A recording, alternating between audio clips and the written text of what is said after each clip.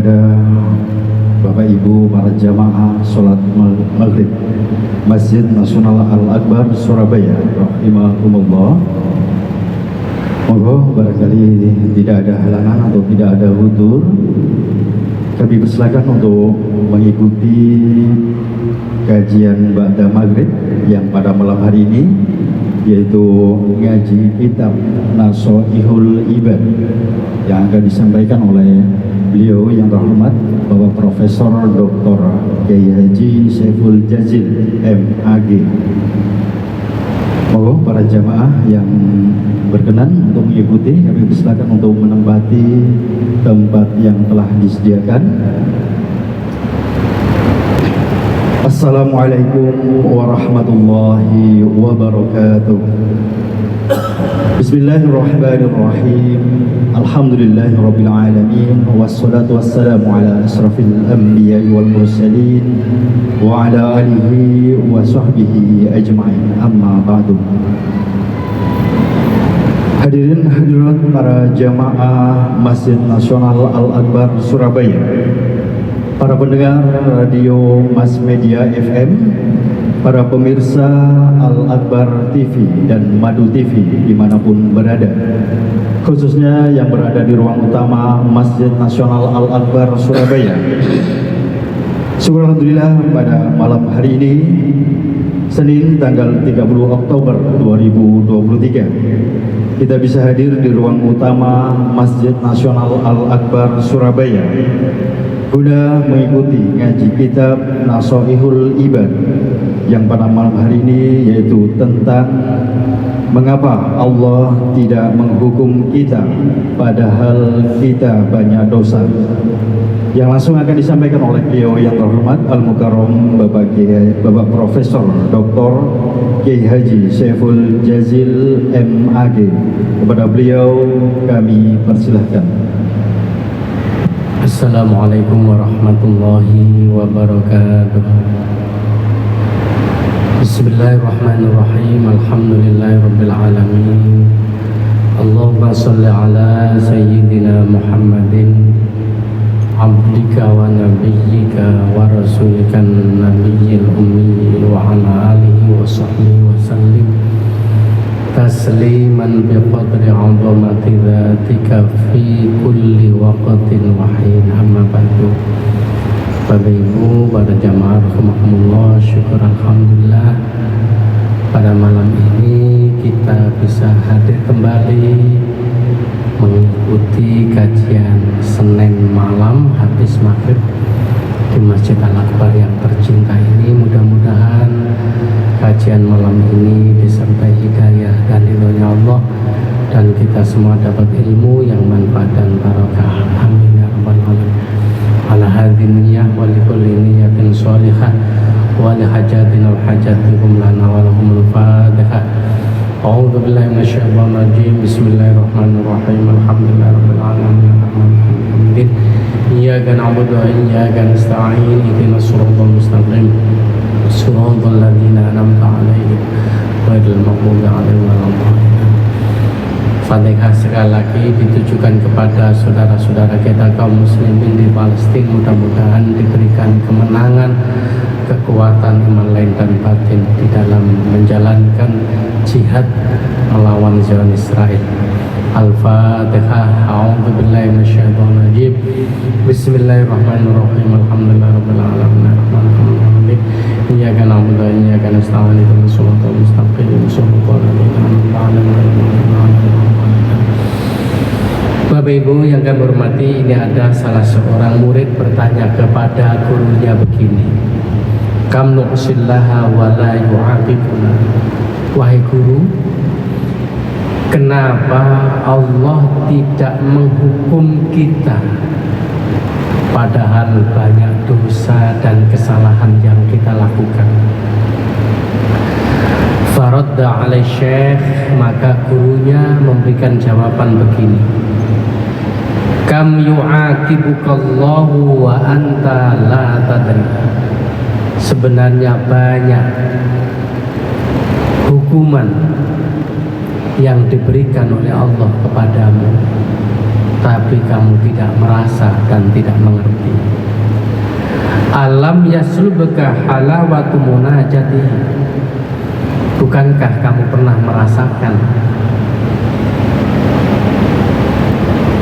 tidak nikmat di dalam melakukan ibadah?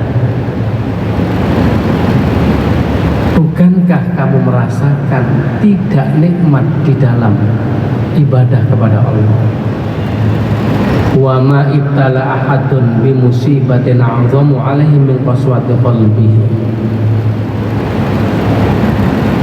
Tidaklah cobaan atau musibah yang terbesar yang diberikan oleh Allah kepada hambanya kecuali kerasnya hati. Jadi Bapak Ibu Saudara sekalian, pernahkah kita merasakan bahwa saat melakukan ibadah itu koi hati kadang tidak nikmat, abot. Dilala pas ada keperluan seorang imam pas sholat jamaah oleh maca surat itu, wow, kira-kira tambah nikmat atau tambah jengkel? Rasa tidak nikmat dan rasa ingin mengakhiri di dalam melaksanakan ibadah itu adalah salah satu bentuk hukuman yang diberikan oleh Allah kepada kita. Inna a'zama iqabin mumkinin anta talaqahu wa qillatu taufiq ila amal khair. Bisa jadi ada siksa hukuman yang besar yang engkau temui, engkau jumpai. Di antaranya adalah sedikitnya taufik untuk melakukan amal kebajikan. Apa itu taufik, Bapak Ibu? Taufik adalah antara keinginan untuk melakukan kebajikan dan kenyataan adalah sama. Jadi misalnya pelonjenengan sejak tadi sebelum berangkat ke Masjid Akbar, di samping niat jamaah akan melanjutkan dengan ikut pengajian. Kok dilalah tidak ada halangan dan kenyataannya sekarang ikut bersama-sama ngaji, ini adalah merupakan taufik. Betapa sering kula jenengan kepingin melakukan suatu amal soleh, dilah pada saatnya no ai halangan, akhirnya tidak tercapai. Kepingin bangun sholat tahajud sudah di jam 3 atau jam setengah 3, dilalah nada dering HP kita sudah berbunyi. Ngoten niku kadang-kadang pikiran ganti pisan. Subuhe lho sik jam 4 kurang seperempat, masih ada waktu setengah jam lagi. Akhirnya ditutup oleh turu begitu tangi mas subuh. Kira-kira nanti apa mboten? Iku kula sering. Saya kira jenengan insyaallah mboten lah. Mboten beda maksudku. Ketika kula jenengan punya keinginan untuk melakukan kebajikan tapi dilalah bleset terus, itu adalah merupakan bentuk hukuman yang diberikan oleh Allah atas dosa-dosa dan kesalahan kita. Alam tamurru alaikal ayyamu duna qiraatil Qur'an. Bukankah kamu sering melewatkan hari-harimu tanpa membaca Al-Qur'an? Halo? Bapak-bapak, ibu-ibu yang kamu hormati, apakah panjenengan setiap hari baca Quran? Loh, kadang wis diniati juga ono acara apa-apa, Quran dibuka oleh beberapa lembar iki loro moro-moro ngantuk jadatan, Pak. Padahal kula kadang-kadang itu nggih gumun ya. Terutama ketika lihat UFC Ultimate Fight apa champion ini. Tapi ini tertentu aja. Kalau dulu apa Nurmagomedov siapa ini Habib, wah itu Nengati sampai meluk deg-degan ya. Kemudian sekarang ganti ini Islam Makassar. Wow, itu sama cicil Pak. Tapi kalau sudah membaca Al-Quran hanya beberapa lembar, ternyata ngantuk datang. Makanya kalau jenengan arep sare angel dengan maca Quran, lah gampang turu Pak. Maca Quran dalam rangka untuk pengantar tidur. Masya Allah. Ketika kita semua melewatkan hari-hari kita tanpa membaca Al-Quran, itu kata Syekh ini di dalam menjawab pertanyaan muridnya, itu adalah bentuk hukuman atas dosamu. Alam tamurru alaikal layatu tiwal wa anta mahrumun minal qiyam. Bukankah seringkali kalau melewatkan malam-malam yang agung dan mulia tanpa sholat tahajud, anta terhalang untuk bangkit dan bangun? Itu adalah bentuk hukuman yang diberikan oleh Allah kepadamu. Alam tamurru alaika mawasimul khair, yakni Ramadan, Sita min Syawal, Ashur min Dzulhijjah ila akhirih. Walam tuwaffaq ila istighlaliha kama yanbaghi ay iqabin aktsaru min hadza ayu iqabin aktsaru min hadza. Bukankah kamu juga seringkali melewatkan malam-malam yang mustajabah, malam-malam yang banyak keutamaan dan kebajikannya? Apa itu? Misalnya bulan Ramadan, Sita min Syawal, 6 hari di bulan Syawal, Asyra min Dzulhijjah, 10 hari pertama di bulan Dzulhijjah, dan sebagainya. Kita tidak pernah mengisi dengan memperbanyak amal soleh di bulan-bulan yang agung dan mulia dan berlipat ganda pahalanya ini. Itu adalah bentuk hukuman yang diberikan oleh Allah kepadamu. Jadi Bapak Ibu yang kami hormati, sebenarnya seringkali kita sudah paham konsep dan teorinya, tapi secara amaliyah seringkali meleset. Contoh, kalau 6 hari di bulan Syawal ini kan sabda Rasulullah, barang siapa yang puasa Ramadan fa'atba'ahu sittan min Syawal, kemudian mengiringinya dengan 6 hari puasa di bulan Syawal, maka pahalanya sama dengan berapa Pak? Puasa 1 tahun. Coba. Kemudian ketika Tarwiyah dan Arafah, ada seorang sahabat yang namanya Abu Qatadah Al-Ansari bertanya, Su'ila Rasulullah sallallahu alaihi wasallam an shaumi Asyura, tentang bulan Asyura. Ya. Rasulullah menjawab, yukaffiru sanah al-madhiyah wal baqiyah. Puasa 1 hari di bulan Asyura pas tanggal 10 itu pahalanya bisa menghapus dosa setahun yang lalu dan dosa yang akan datang, setahun yang akan datang. Begitu pula puasa di bulan Dzulhijjah, Tarwiyah dan Arafah juga begitu Bapak Ibu yang hormati.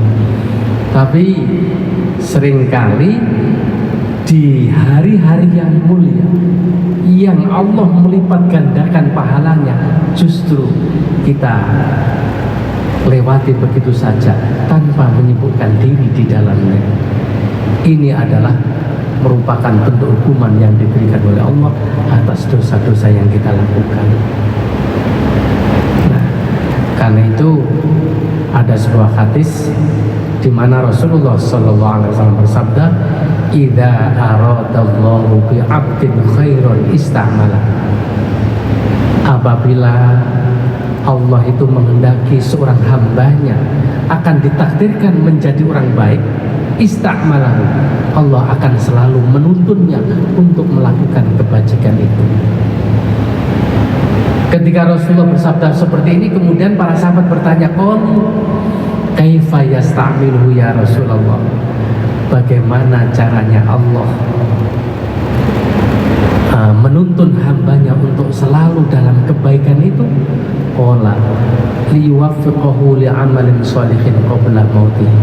Allah akan senantiasa memberikan taufik sehingga hamba itu senantiasa berada di dalam kebajikan sebelum mati menjemputnya atau sebelum datangnya kematian.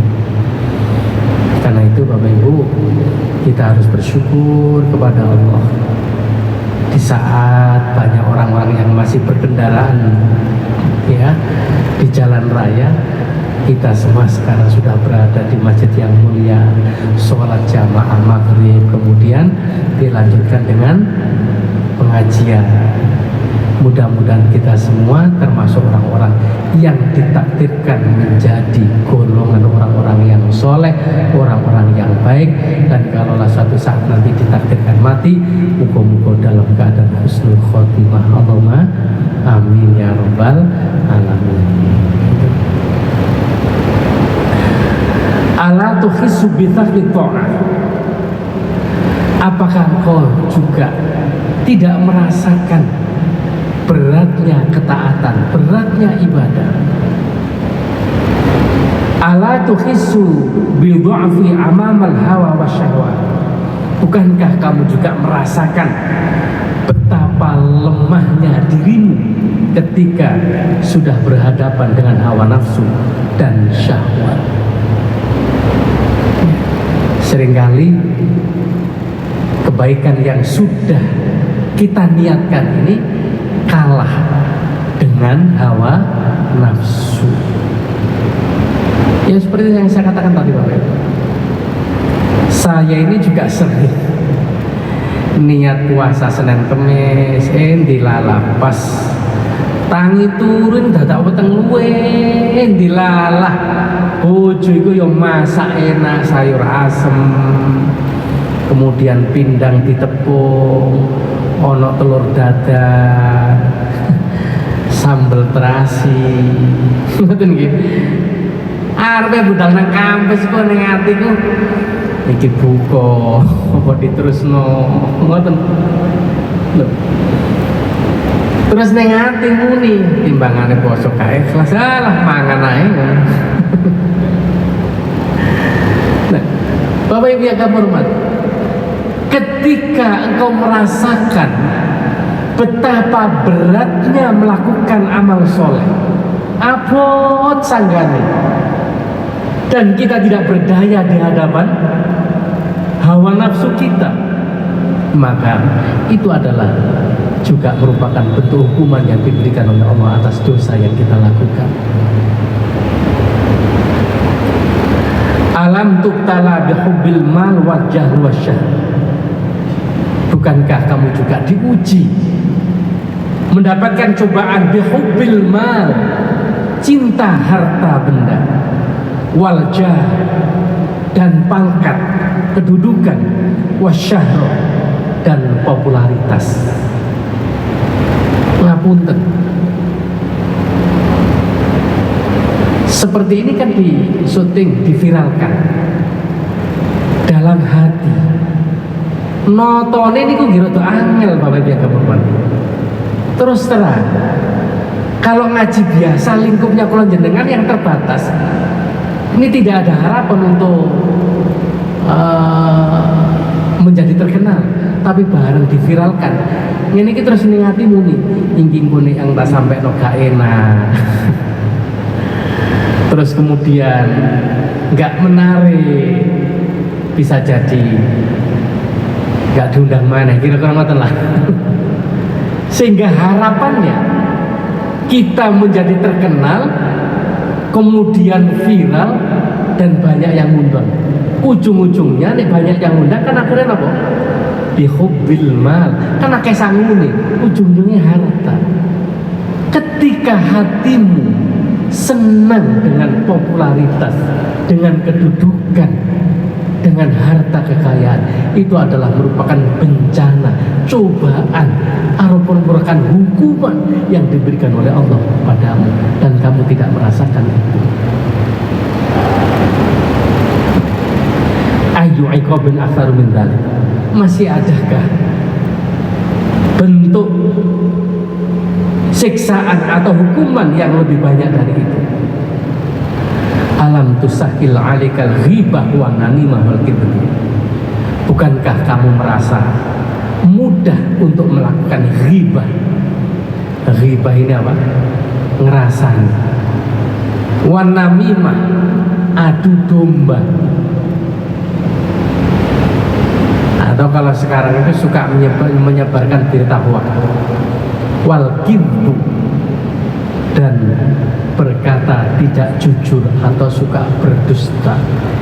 Ini adalah merupakan bentuk cobaan yang diberikan oleh Allah kepada kita atas dosa yang kita lakukan. Jadi kadang-kadang kita ini berusaha untuk menjadi baik. Kalau lingkungannya tidak mendukung, itu juga ternyata nggak mudah, Bapak Ibu yang hormati. Ngapunten, walaupun kula ustaz, kalau sudah ngerumpul jagongan dengan konco-konco, tiba-tiba bahas tentang siapa pilihanmu, apakah nomor 1, 2, 3. Itu akhirnya ujung-ujungnya kemudian kita menyebut orang.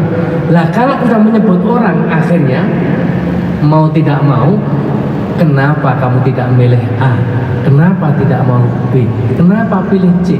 Akhirnya kan kita membandingkan. Lah kalau membandingkan, kita akan membicarakan kebaikan dan keburukannya itu secara otomatis. Cuma dalam kasus ini ada ngerasani yang diperbolehkan dan ada ngerasani yang sifatnya dosa. Ngerasani yang diperbolehkan, satu, ngerasani atau ghibah yang terkait dengan calon menantu, Bapak Ibu. Supaya kita mendapatkan yang terbaik dari yang baik, kita kan harus musyawarah. Ma khoba manistasyara wa ma nadima manistakhor. Tidak akan pernah merugi orang yang selalu mengedepankan musyawarah dan tidak akan merasa menyesal orang yang selalu istikharah sebelum menentukan pilihannya. Nah, sehingga kalau kita tidak kenal si A, sementara dia naksir anak kita, berarti kita harus tanya kepada orang terdekatnya. Kenapa betul? Nah, sehingga orang tersebut harus jujur bahwa si A ini memang baik, cuma ada kelemahannya. Lah, ketika kita menyebutkan kelemahannya atau kesalahannya atau hal-hal yang menyebabkan tidak baik yang melekat pada dirinya, itu kan sama dengan ngerasani. Tapi ngerasani demi menentukan pilihan, mencari menantu, ini boleh dan tidak dosa. Kira-kira yang kedua, kita ghibah kepada seorang penipu. Misalnya ono uang ini senengane menipu. Umumnya dia itu janji kalau utang akan nyawa, dilalah. Banyak orang yang terperdaya. Nah, di dalam rangka supaya tidak timbul korban yang lainnya, maka kita boleh menyampaikan bahwa si A ini adalah begini. Wah, ada teman, Ustaz, mohon maaf, jenengan kenal si A ini? Iya, kenal, itu teman saya. Gimana Ustaz? Dia kemarin itu tiba-tiba mau pinjam uang saya, katanya mau untuk digunakan melunasi haji. Hah? Tolong saestu, nek sampean diutangi, berdasarkan pengalaman, jangan sekali-kali diutangi. Ternyata yang kasus alasan seperti ini bukan hanya sampean saja. Terkadang alasannya anaknya masuk rumah sakit, padahal nggak rumah sakit. Kadang alasannya anaknya mau daftar ulang untuk bayar SPP. Jadi disesuaikan dengan waktunya. Kalau waktunya bayar SPP, bayar SPP. Waktunya melebur rumah sakit itu rumah. Jadi Dan itu tidak satu dua. Dalam konteks seperti ini kita boleh menyampaikan apa adanya tentang kondisi orang ini supaya tidak ada korban berikutnya. Ini boleh. Yang ketiga, boleh berkata bohong, itu ngerasain. Nah, ini sekarang dan seterusnya ya. Berkata bohong itu juga ada yang diperbolehkan, Pak. Dilalah ada orang yang mau dibunuh oleh seseorang, datang melayu minta perlindungan ke rumah sampean. Nah, dalam konteks seperti ini maka melindungi jiwa seseorang dari ancaman pembunuhan, mengatakan tidak tahu padahal tahu, maka ini termasuk dusta yang diperbolehkan. Makanya saya ingat ada salah seorang ulama sufi ya, punya guru namanya Syekh Hasan Al-Basri. Rupanya siapa namanya ya, lupa saya, Pak. Jadi ada seorang penguasa di Baghdad waktu itu zamannya Syekh Hasan Al-Basri, merasa jengkel dengan Syekh Hasan Basri, akhirnya mengirim pasukan untuk menangkap Syekh Hasan Al-Basri mau dibunuh. Dilalah Syekh Hasan Basri itu berlindung masuk ke dalam rumah muridnya, namanya lupa saya. Dan ketika belum menyelinap dan masuk ke kamar, dia dimasukkan kamar. Ya, bahasanya dilindungi masuk kamar. Dilalah begitu pasukan datang, apakah engkau tahu bahwa Syekh Hasan Basri ada di sini? Iya, beliau baru masuk ke dalam rumahku. Wah, Syekh Hasan Basri di dalam kamar kaget, kurang ajar. Ketika saya berlindung dan masuk rumah tangga malah dituduhno. Lah, justru tentara yang mau menangkap Syekh Hasan Basri itu merasa ditipu dengan mengatakan dia benar ada di dalam itu, Bapak Ibu. Kenapa? Gak mungkin kamu mengatakan sebenarnya. Wong saya ini nyari orang mau saya dibunuh, kok kamu mengatakan sebenarnya bahwa orangnya ada di dalam rumahmu? Akhirnya malah ditinggal, ngalih. Pasti kamu bohong. Begitu keluar, sudah berlalu, muridnya ini di bahasanya diselentik kalau Syekh Hasan Basri, kurang ngajar kamu. Aku berlindung supaya tidak ditangkap dan dibunuh, malah kamu tunjukkan. Syekh katanya, demi Allah, seandainya saya tadi tidak jujur, kamu pasti akan ditangkap dan dibunuh. Justru aku jujur bahwa kamu ada di dalam itulah, sehingga mereka justru merasa aku adalah menipu mereka. Ngono jawabnya. Tapi ini kula jenengan ya kira-kira gak wani ngomong ditangkap. Nah, kemudian selanjutnya, alam yunsikal akhirah wa yaj'alud dunya akbaru hammika. Bukankah kamu sering melupakan akhirat dan menjadikan dunia sebagai tujuan utama bagimu? Nah ini, bukankah kamu juga sering melupakan akhirat dan menjadikan dunia sebagai tujuan utama dalam hidupmu? Ini adalah merupakan bentuk hukuman yang diberikan oleh Allah kepada kita. Jadi Bapak Ibu yang kami hormati, kalau kita mempunyai hati yang seperti ini berarti banyak siksaan yang kita rasakan, tapi kita tidak menyadarinya. Ihdar ya bunayya, katanya. Kalau begitu hati-hatilah wahai anakku. Fa inna ahwana iqabin lillah maka maksusan fil mali awil waladi awis siha. Sesungguhnya azab siksa hukuman yang paling ringan menurut Allah adalah engkau merasakan atau terkait dengan persoalan cinta dunia, mencintai anak dan juga kesehatan. Wa inna a'dhama iqabin ma kana fil qalbi. Adapun bentuk hukuman atau siksaan yang paling berat adalah yang terkait dengan hati.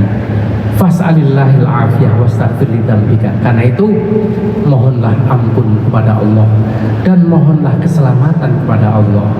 Fa innal 'abda yuhramu taufiq lit ta'at. Karena sesungguhnya seorang hamba akan terhalang taufiknya sehingga sulit untuk melakukan ibadah. Bisa babit dzambi yusibu.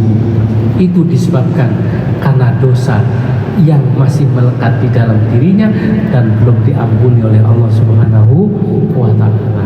Jadi Bapak Ibu yang kami hormati, kalau kita tidak mendapatkan taufik, punya keinginan berbuat baik tapi terhalang dan selalu meleset atau terlewatkan, itu disebabkan banyaknya dosa yang kita lakukan yang belum diampuni oleh Allah. Karena itu tidak ada jalan lain kecuali kita harus banyak memohon ampun kepada Allah dan memohon agar kita semua diberikan taufik untuk bisa tetap istiqomah di dalam amal soleh. Allahumma amin. Demikian pengantar kajian pada malam ini. Mudah-mudahan disertai hidayah dan ridhonya Allah. Seperti biasa kami kembalikan kepada Bapak Moderator. Nah, yang mau bertanya?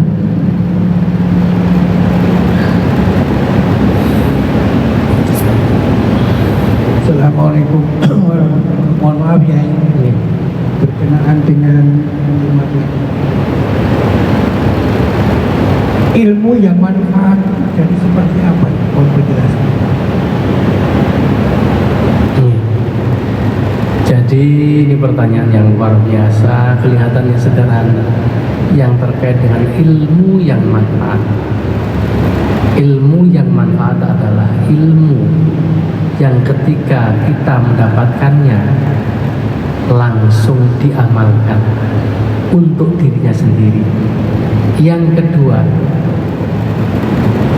begitu kita mendapatkan, di samping kita amalkan untuk diri sendiri, kita ajarkan kepada orang lain, sehingga kita akan memperoleh pahala yang tidak akan terputus meskipun kita sudah meninggal dunia.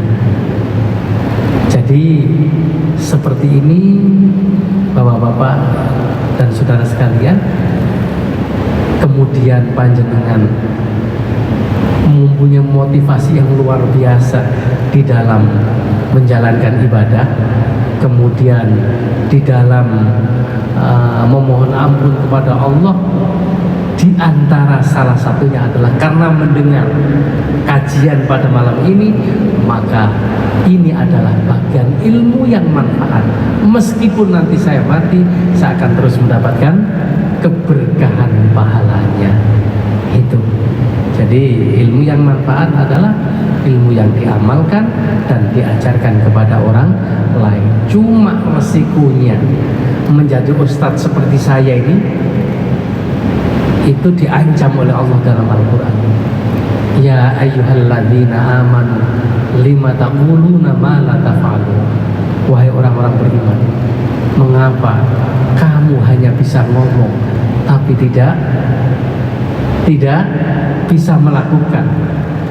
Maka ancamannya adalah kabura maqtan indallahi an taqulu ma la taf'alun. Murka Allah sangat besar, siksanya akan dilipat gandakan bagi wong sing tukang ngomong tapi gak iso ngelakoni. Itu bahasa Arab al-gedabrus. Nah ini, wah itu bukan ilmu manfaat, ilmu yang tidak manfaat. Itu ilmu yang bisa membunuh dan membahayakan diri sendiri. Karena itu doanya, muga-muga kita diberikan kekuatan iman lahir dan batin oleh Allah sehingga mampu melakukan apa yang telah kita pelajari. Allahumma amin. Tanpa pertolongan dan taufik Allah, kita tidak akan bisa melakukan kebajikan seperti ini. Seringkali sekali lagi kita suka dan niat untuk kebajikan, tapi meleset itu karena tidak mendapatkan taufik dari Allah. Karena itu moga-moga kita selalu mendapatkan wabillahi taufik wal hidayah. Itu selalu kita minta di samping taufik dan juga hidayah, bimbingan dari Allah. Itu sekali lagi, tanpa taufik dan hidayah Allah kita tidak akan berada di tempat ini. Ada lagi yang mau bertanya?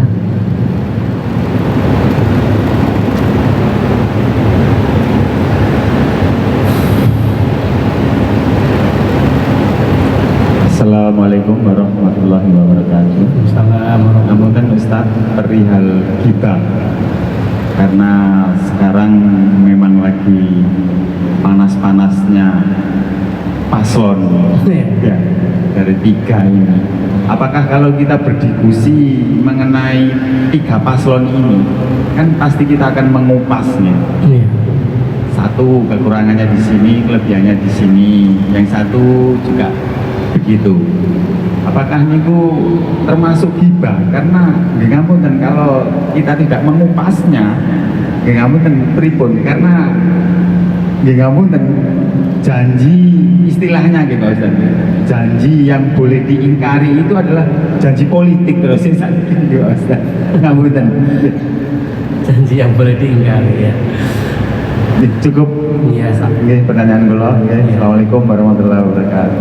Ya, itu makalahnya politikus ya. Karena supaya tidak dicela oleh rakyat sehingga dia menjustifikasi sebuah makalah, ungkapan janji yang boleh tidak ditepati adalah janjinya politikus. Jadi begini ya, jadi di antara yang boleh dirasani termasuk memilih pemimpin itu tadi. Makanya kalau panjenengan mengikuti kajiannya Gus Baha ya, yang disebut ar-rasi wal murtashi finna, orang yang nyuap dengan orang yang menerima suap, keduanya ada di neraka. Sehingga pertanyaannya, apakah tergolong suap atau tidak? Misalnya yang satu seorang muslim yang baik, yang satu punya perilaku yang tidak baik.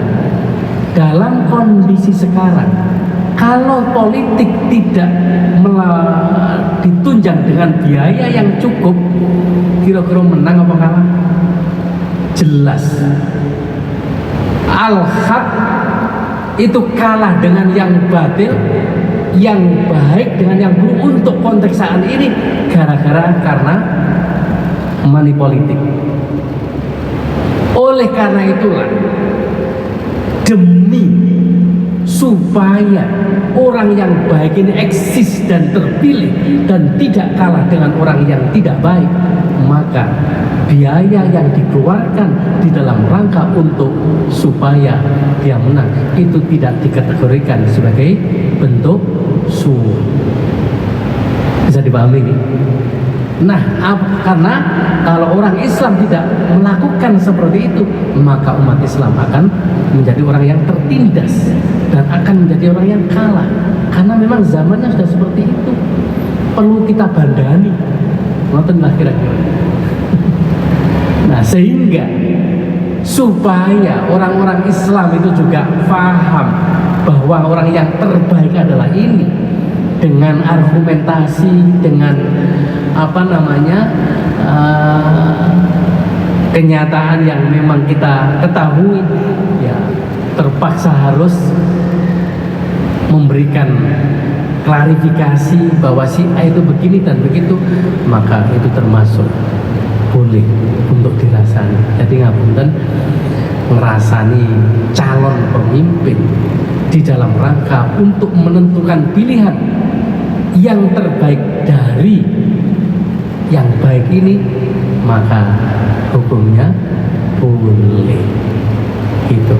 Cuma saya lupa dasarnya ya, karena saya tidak membayangkan ada pertanyaan seperti ini. Ya. Jadi pada umumnya konsep umumnya ghibah itu adalah tidak boleh dan hukumnya haram, karena ini punya resiko yang luar biasa di saat nanti kita di akhirat. Ghibah itu bisa menghabiskan seluruh amal soleh dan tabungan kebajikan kita. Karena itu di dalam satu hadis Rasulullah pernah bertanya kepada seorang sahabat, atadruna manil muflis, tahukah kalian orang yang disebut bangkrut itu? Qalu al-muflisu fina man la dirhama wa la mata. Ya Rasul, orang yang bangkrut adalah orang yang dulunya kaya raya tapi kemudian harta bendanya habis sama sekali. Kata Rasulullah, bukan itu yang bangkrut. Orang bangkrut adalah orang yang nanti di akhirat membawa banyak amal soleh, tapi dia suka ngerasani orang, suka ghibah. Akhirnya amalnya solehnya diambil kepada orang yang pernah dirasani karena belum sempat minta maaf ketika sebelum meninggal dunia. Lu kok sing dirasaninya si akeh sampai tidak kebagian amal soleh, akhirnya keburukannya diambil, dosanya diambil, diblekno nang ngene wong suka ngrasani. Akhirnya dia dilempar di neraka dengan menanggung dosa dan kesalahannya orang lain. Semua kebajikan amalnya habis. Nah inilah bahayanya. Tapi ada rasanya yang boleh. Di antaranya satu, calon mantu, kedua, penipu, dan calon pemimpin. Masih ada?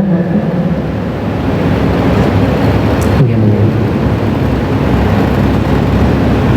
Nyambung berkaitan dengan masalah politik, bagaimana dengan rekan-rekan yang menjadi tim sukses itu? Pastikan dia membuat isu-isu yang ada macam-macam yang sehingga itu bisa mengukurkan lawan politiknya. Terima kasih. Iya, yang paling penting itu tidak saling menjatuhkan dan tidak saling menjelekkan. Kalaulah menyampaikan program-program yang baik supaya dipilih oleh masyarakat, maka itu diperbolehkan dan dibenarkan. Kalau sampai kemudian ada istilah black campaign, ya, itu yang tidak dibenarkan di dalam agama. Berarti ingin menjatuhkan lawan politiknya dengan segala cara.